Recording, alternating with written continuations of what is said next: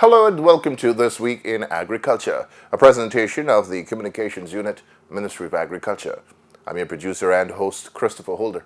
On this week's presentation, we bring you highlights of the activities of Agriculture Minister Zulfikar Mustafa over this past week.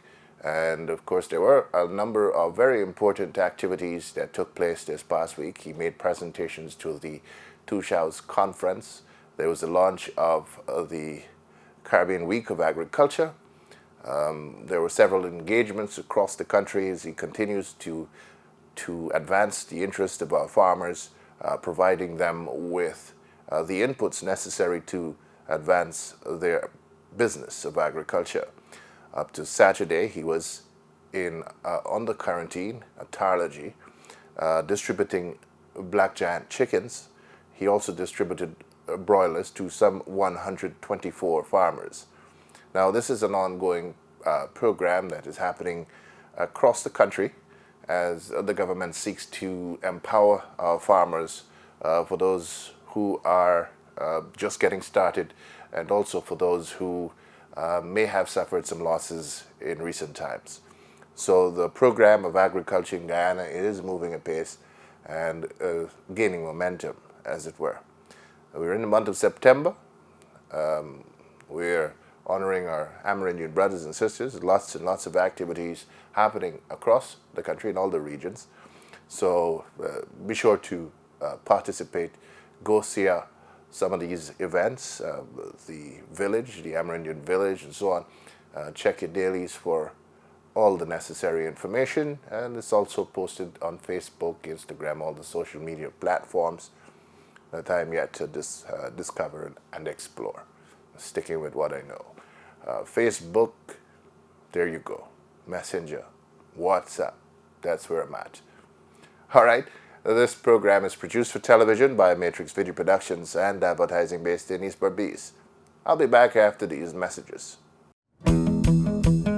Rabies is a disease that is almost always fatal, but is 100% preventable. It is a disease that affects humans and all other warm-blooded animals. The GLDA wishes to stress that a rabies outbreak can result in the deaths of the animals, inclusive of horses, cattle, and small ruminants, leading to economic losses. Further, rabies is a zoonotic disease and can be transmitted to humans, resulting in fatalities. The GLDA is urging cattle farmers, especially those in regions 2, 3, 6, and 9, to vaccinate all their animals that are 3 months and older against rabies immediately and on a yearly basis. A message from the Guyana Livestock Development Authority, Ministry of Agriculture.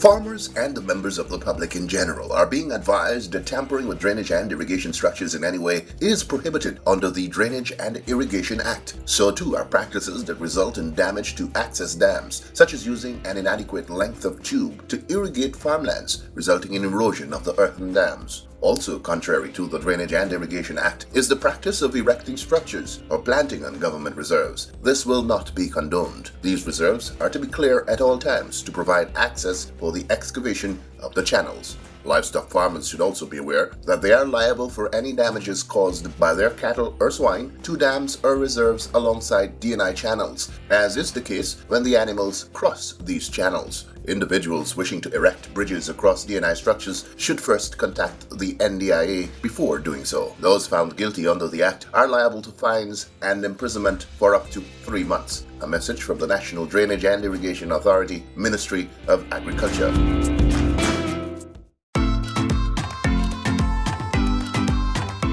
Over the last 10 years, seed treatment has been proven to be very effective in protecting rice plants from damage by early season pests such as water weevils, leaf miners, and caterpillars. This protection can last for up to 30 days. In so doing, it allows for better establishment of the rice plants and later no bare spots in the field. Seed treatment also negates the need for using harmful pesticides during the first 30 days of the crop and therefore allows the buildup of beneficial insects such as the ladybird beetle, damselflies, dragonflies, and spiders spiders, which will later prove useful against paddy bugs at every stage of their life cycle. Seed treatment involves the application of fipronil at 20% soluble concentrate in a spray can to germinated seed. The mix is 1 liter of fipronil to 2.5 gallons of water to treat 10 120-pound bags of paddy. This can be done manually as seen here. The seed is spread on a level surface and the chemical applied using a spray can. It is then turned and sprayed a few times until the farmer is satisfied that he has achieved complete wetting of his seed paddy. Treated seed paddy is then covered and allowed to be incubated or pressed for the normal 36 to 48 hours. Then it is ready for sowing. It should be noted that in treating the seed, farmers applying the pesticide should wear the appropriate protective gear as seen here to protect against the harmful effects of the chemical on the skin or if inhaled. From 2010, since I started my seed treatment, that's when I started and have continued. I've never stopped because I've seen the benefit of seed treatment. And I've seen increased yield, I've seen production better because it actually gives you 35 to 40 days that you don't have to go back into the field and do any kind of a pesticide control because that actually helps you. So farmers, I'm advising you and I'm giving you that advice because I've been doing this since 2010 and I'd like to see farmers benefit also from these 6 points. Seed treatment is a critical step in the realization of higher yield. If you have not yet adopted this practice, try it this crop. A message from the GRDB, Ministry of Agriculture.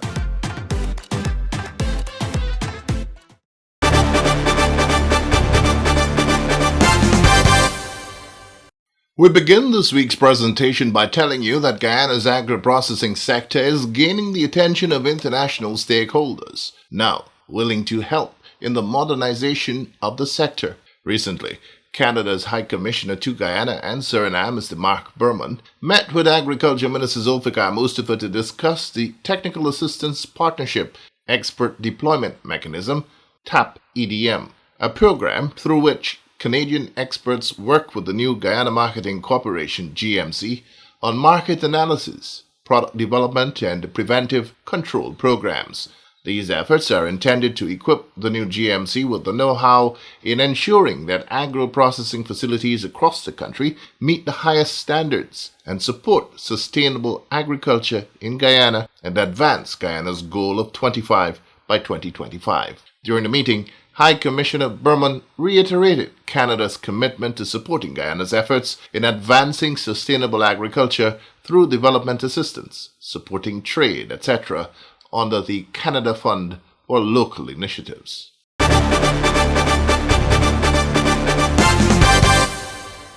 On Friday last, the Ministry of Agriculture handed over millions of dollars in agriculture machinery and equipment to 2 shouts and representatives of 9 Amerindian communities in Regions 1, 7, and 9. The equipment included water pumps, brush cutters, mist blowers, garden hoses, shade house materials, etc.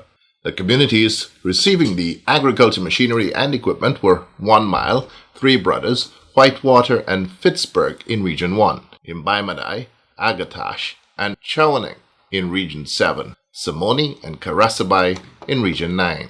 The community of Agatash in Region 1 also received a sum of $2 million for the construction of the village office. This sum was made available through the Hinterland Extension and Sustainable Agriculture Development Project, HESAD.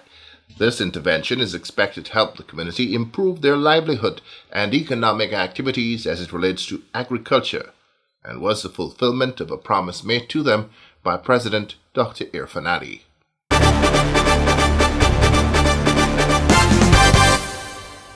We now bring you highlights of an outreach to Region 6 by Agriculture Minister Zulfikar Mustafa Saturday.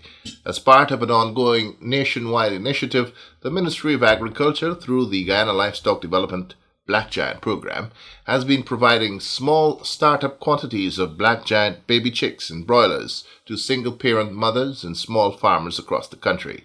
On Saturday, some 100 persons received 25 black giant chickens and a bag of feed, compliments of the Ministry of Agriculture.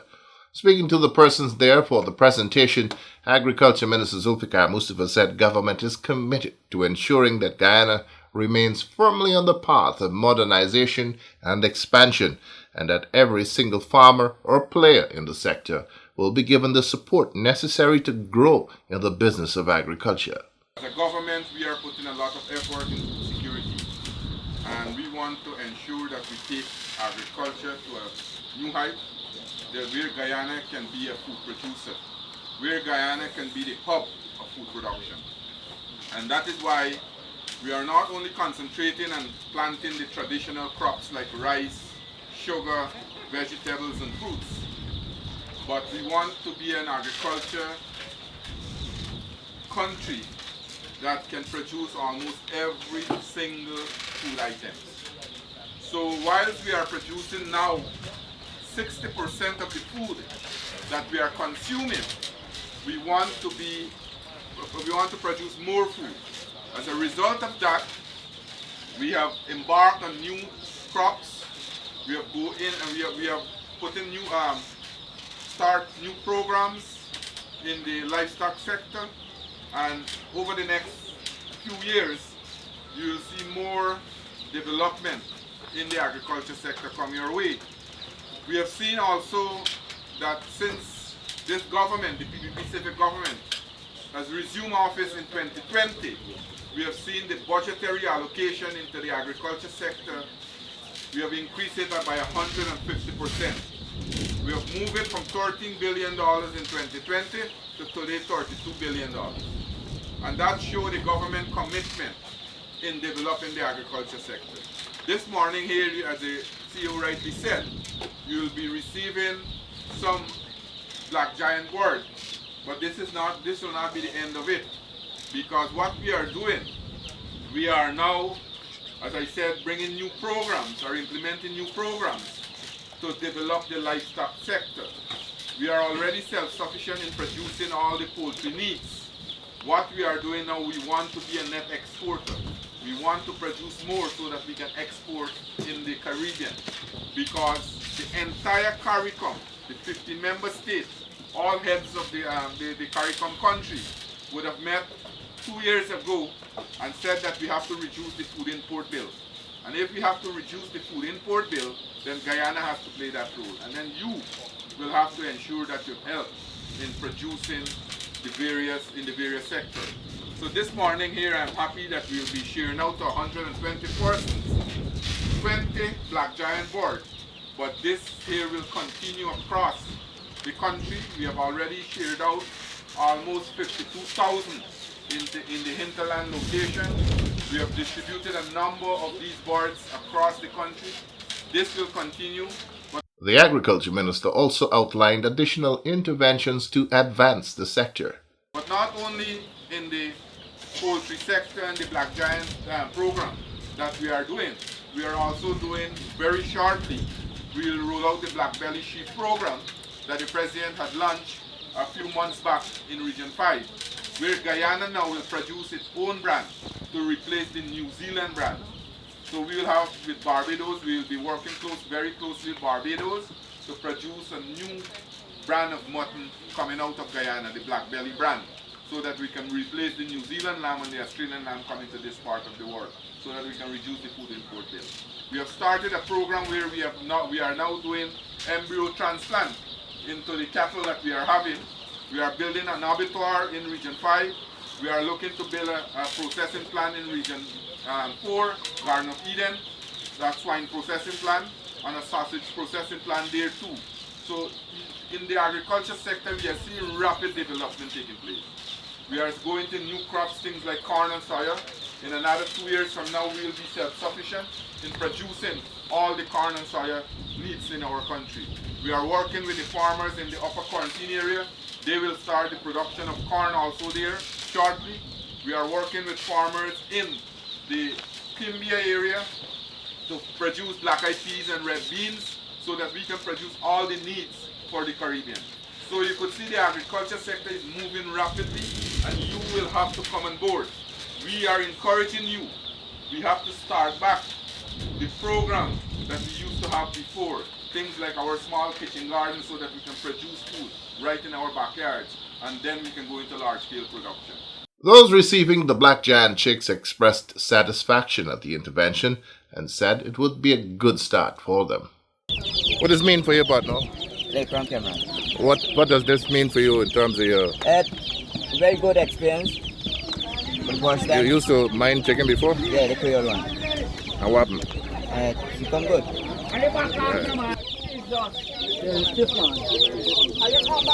gotta talk something where the man can't What does it mean for you, partner? What does it mean for you? This is good. This is good. This is a start. This is a great start for me. Is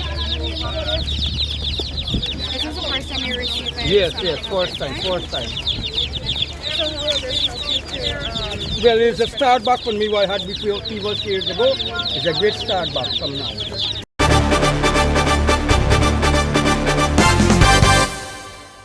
Earlier Saturday, the Agriculture Minister and team from the Ministry of Agriculture, along with officials and residents from Region 5, participated in a national cleanup exercise. The communities of Novar and Dundee, areas in Region 5, participated. In Region 6, the Minister, along with the Chairman and Vice Chairman of Region 6, engaged in a tree planting exercise in which flowering plants were planted along the Berbice Bridge Road entrance at Palmyra.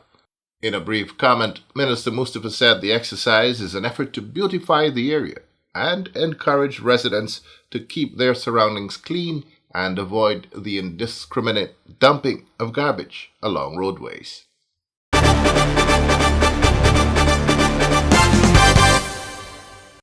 Also part of Minister Mustafa's outreach to Region 6 Saturday was an engagement with residents, farmers, and Gaisuco workers, during which he highlighted the ongoing works within the Ministry of Agriculture, with specific focus on the livestock sector. He also warned that those working on critical drainage and irrigation facilities will be replaced if they are found to be in dereliction of their duties, especially as it relates to the timely operation of sluices and pump stations. He lamented that in many cases, when an operator fails to show up for work or shows up under the influence and later fails to open a sluice on time, or turn on or off a pump, it can result in major losses for stakeholders. This, he said, will not be tolerated. That meeting was attended by the entire East Berbice staff of the National Drainage and Irrigation Authority, as well as pump and sluice attendants.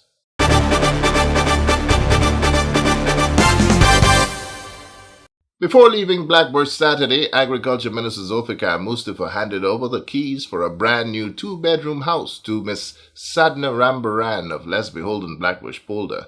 She is a mother of 3 young children.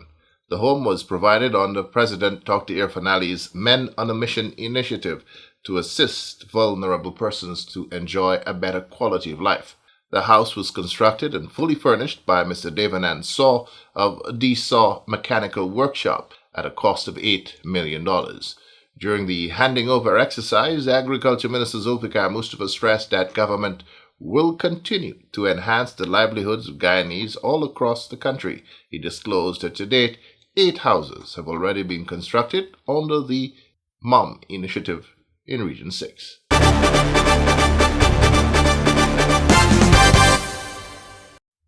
On This Week in Agriculture, we now present a feature that looks at the work of the National Agriculture Research and Extension Institute, NARI.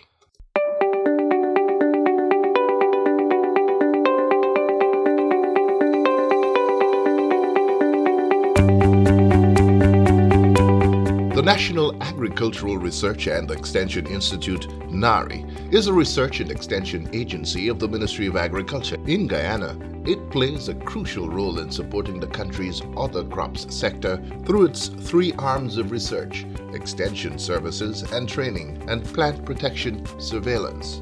NARI conducts research and development activities to improve the productivity, efficiency, and sustainability of Guyana's agriculture sector.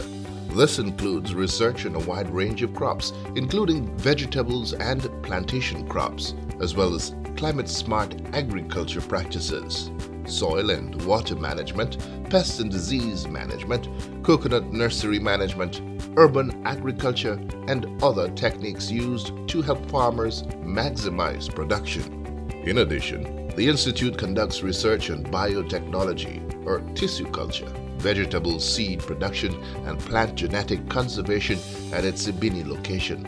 The advancement of government's priority commodities such as corn, soybean, broccoli, cauliflower, carrot, spices, coffee, cocoa, and fresh cut flowers helps promote import substitution and contributes to the growth of the agriculture sector. Soil sampling and testing enables the farmers to know the fertility levels of the soil and make recommendations to enhance the production and productivity. This is done at no cost to the farmers. Pest and disease diagnostics with recommendations for their control in a timely manner is another technical service offered by NARI. Coconut has now emerged as the third most economically important crop of Guyana. NARI provides technical support to farmers across the country through its Coconut Research Unit and Crop Extension Department. Farmers are now accessing improved coconut germplasm through the Brazilian Green Dwarf Seedlings Distribution Program. The ongoing National Coconut Pest and Disease Surveillance Program is assisting farmers to effectively manage these issues on their farms. The recent establishment of coconut seedling nurseries across the country has significantly increased the availability of quality coconut seedlings to all farmers. NARI provides extension services to farmers, agribusinesses, and other stakeholders in the agriculture sector.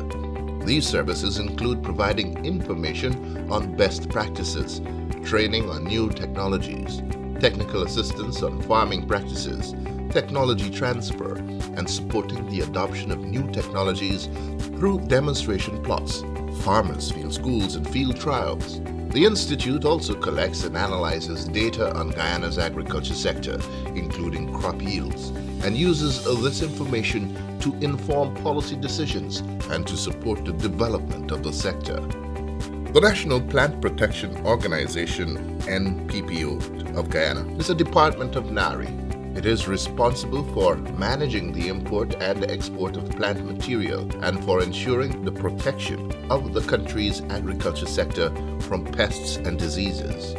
The unit carries out surveillance activities to detect and control the spread of pests and diseases, and it provides guidance and support to farmers and other stakeholders in managing pest and disease outbreaks. Training and education on carambola fruit fly or CFF management and other quarantine pests to farmers are also provided. Personnel inspect commodities at the ports of entry to restrict entry of the exotic pests. And PPO also issues farm certificates that is necessary for the export of commodities. NARI has made significant strides in increasing the production and productivity of Guyana's agriculture sector through its multiplication of seeds and provision of quality planting materials for various fruits, vegetables, peas, and beans through its plant nurseries across Guyana. This has allowed farmers to access a wider variety of crops and has increased the overall production of these crops. The plant nurseries are budgeted to produce a total of 227,000 plants for 2023, while the tissue culture laboratory will produce 15,000 plantlets for 2023. The government's efforts to promote the production of spices in Guyana's interior have also been successful, with farmers in Region 1 receiving planting materials for black pepper, turmeric, and ginger. This project is expected to increase the production of these spices and provide new opportunities for farmers in the region. The assistance will see an increase in the production of ginger by 1 million pounds and 800,000 pounds of turmeric. NARI has also constructed a processing facility to help farmers process spices into powders and other value-added forms, making it easier and more profitable for them to market these products. NARI has played a key role in promoting climate-smart agriculture in Guyana. Through the provision of affordable materials such as shade nets and UV plastic, over 800 shade houses have been constructed for the cultivation of high-value crops such as broccoli, cauliflower, carrots, and lettuce. These crops are protected from the harmful UV rays of the sun while receiving the necessary moisture, resulting in increased productivity. The Agriculture and Innovation Entrepreneurship Program, AIEP, which NARI oversees, has also been successful in promoting climate-smart agriculture. This initiative provides employment for approximately 150 graduates of the University of Guyana, UG, and the Guyana School of Agriculture, GSA. Under this program, 54 shade houses have been constructed for the cultivation of these high-value crops, which are sold to hotels and other players in the hospitality industry. The Institute is promoting hydroponic technology, which uses fertilizer solutions containing varying amounts of nitrogen, phosphorus, and potassium, the major elements necessary for plant growth, and various trace or minor elements such as sulfur, magnesium, and calcium. At NARI, there are different systems or models demonstrating the use of this technology to grow crops such as cauliflower, pak choi, and lettuce. Overall, NARI plays a critical role in supporting Guyana's agriculture sector through its research, extension, training, and plant protection activities. By conducting research, providing extension services, and promoting best practices in agriculture, the Institute helps to increase productivity and efficiency in the sector, while also promoting food security and economic growth for Guyana.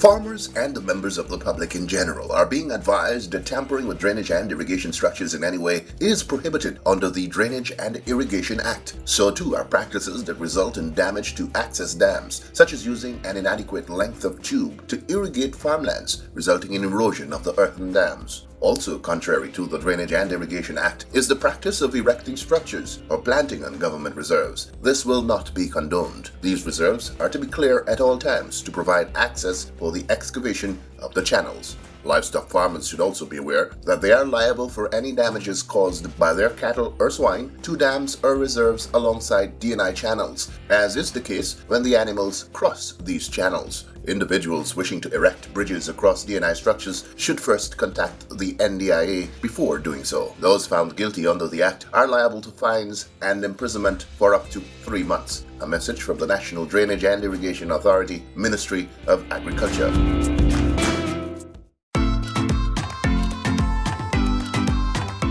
Over the last 10 years, seed treatment has been proven to be very effective in protecting rice plants from damage by early season pests, such as water weevils, leaf miners, and caterpillars. This protection can last for up to 30 days. In so doing, it allows for better establishment of the rice plants and later no bare spots in the field. Seed treatment also negates the need for using harmful pesticides during the first 30 days of the crop and therefore allows the buildup of beneficial insects such as the ladybird beetle, damselflies, dragonflies, and spiders, which will later prove useful against paddy bugs at every stage of their life cycle. Seed treatment involves the application of piperonyl at 20% soluble concentrate in a spray can to germinated seed. The mix is 1 liter of piperonyl to 2.5 gallons of water to treat 10 120-pound bags of paddy. This can be done manually as seen here. The seed is spread on a level surface and the chemical applied using a spray can. It is then turned and sprayed a few times until the farmer is satisfied that he has achieved complete wetting of his seed paddy. Treated seed paddy is then covered and allowed to be incubated or pressed for the normal 36 to 48 hours. Then it is ready for sowing. It should be noted that in treating the seed, farmers applying the pesticide should wear the appropriate protective gear as seen here to protect against the harmful effects of the chemical on the skin or if inhaled. From 2010, since I start my seed treatment, that's when I started and have continued. I've never stopped because I've seen the benefit of seed treatment. And I've seen increased yield, I've seen production better because it actually gives you 35 to 40 days that you don't have to go back into the field and do any kind of a pesticide control because that actually helps you. So farmers, I'm advising you and I'm giving you that advice because I've been doing this since 2010 and I'd like to see farmers benefit also from these 6 points. Seed treatment is a critical step in the realization of higher yield. If you have not yet adopted this practice, try it this crop. A message from the GRDB, Ministry of Agriculture. Well, that's all the time we have on this week's edition of This Week in Agriculture, a presentation of the Communications Unit, Ministry of Agriculture. I'm your producer and host, Christopher Holder. Do have a great week ahead. Remember to check out the activities marking Amerindian Heritage Month. If you want to be part of those activities, Oriala, Siparuta, all the Amerindian communities will be abuzz with activities. You can get away, take a trip into those communities and enjoy some real indigenous culture, some indigenous cuisine and so on. All right? Until next time then, be good to yourselves and